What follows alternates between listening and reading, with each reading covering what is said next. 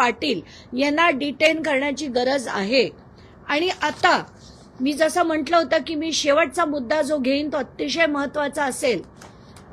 मी मागच्या वेळेस सांगितलं होतं की 27 ते 31 जानेवारी 2026 या दिवसांमध्ये समता पतसंस्थेमध्ये अफाट प्रमाणात उलाढाल झाल्या होत्या।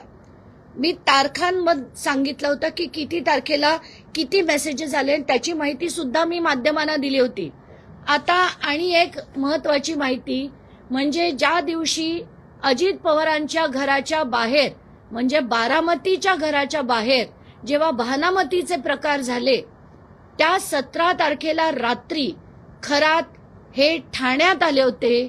18चा पूर्ण दिवस ते ठाण्यात होते आणि 34 सेकंदामध्ये 6 फायनान्शियल ट्रान्झॅक्शन झाले, जे 6 फायनान्शियल ट्रान्झॅक्शन 34 सेकंदांमध्ये।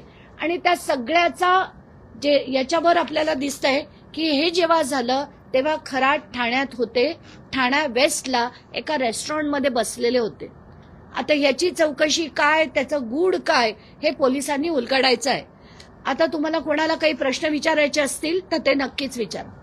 ताई, आता तुम्ही जो शेवटचा मुद्दा मांडला त्या मुद्द्याशी संबंधित प्रश्न असा आहे की मागच्या वेळेला जेव्हा तुम्ही काही ट्रान्झॅक्शन बद्दल बोलला होता त्या अजित पवारांच्या मृत्यूच्या दिवसाच्या मागच्या पुढचे होते। आज तुम्ही सांगताय की भानामती जी झाली होती त्या दिवसाचे हे सगळे ट्रान्झॅक्शन आहे। या ट्रान्झॅक्शनचा आणि अजित पवारांचा जो अपघाती मृत्यू आहे याचा काही संबंध आहे असं तुम्हाला वाटतं का? मला तर नक्कीच वाटतंय, म्हणूनच तर मी शोधलं की ज्या दिवशी कारण मी पहिले 27 ते 31 जे ट्रान्झॅक्शन्स होते ते मांडले। त्याच्यावर रोहित पवारांनी एक ट्विटरवर त्यांनी माहिती दिली होती की अजित पवारांच्या घराच्या बाहेर सुद्धा बारामतीचे प्रकार झाले होते।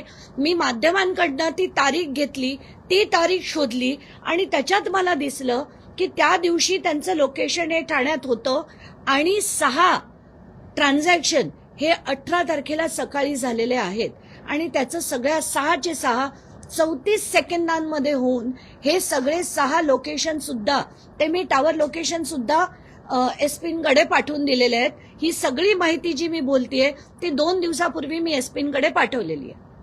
खरं तर नाशिकमध्ये तुम्ही आता कल्पना खरात यांच्या देखील नावाचा उल्लेख केला। अजून एक टीसीएस कंपनीचा धर्मांतराचा प्रकार उघडकीस आलाय।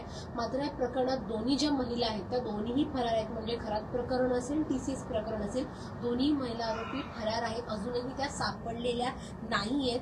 खरं तर फसवणुकीचे गुन्हे देखील